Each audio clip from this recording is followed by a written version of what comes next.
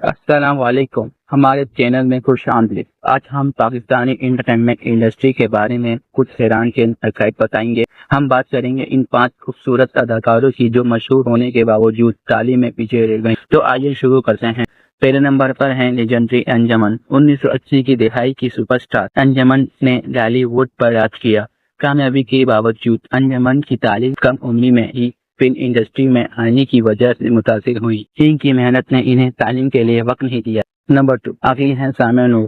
پنجابی فلموں کی مشہور اداکارہ سائمہ نے کم عمری میں شہرت میں قدم رکھا۔ بدقسمتی سے اس کا مطلب تھا کہ تعلیم کو اپنے خوابوں کی تکمیل کے لیے قربان کرنا پڑا۔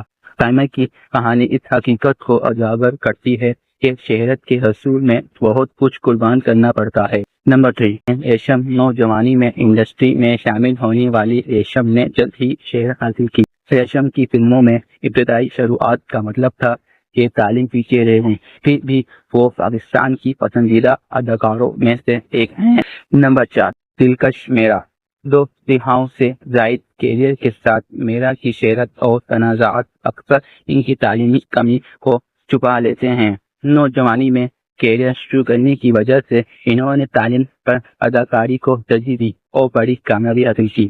نمبر 5 نرگس، جو اسٹیج ڈراموں میں ہی اپنے شاندار کارکردگی کے لیے جانی جاتی ہیں۔ دیگر کی طرح کم عمری میں انٹرٹینمنٹ کی دنیا میں آئی اور اپنی کیریئر پر توجہ مرکوز کی۔ اس کے باوجود انہوں نے اپنی صلاحیت اور محنت سے انڈسٹری میں نام کمایا۔ یہ اداکارائیں ثابت کرتی ہیں کہ کامیابی ہمیشہ رسمی تعلیم سے حاصل نہیں ہوتی۔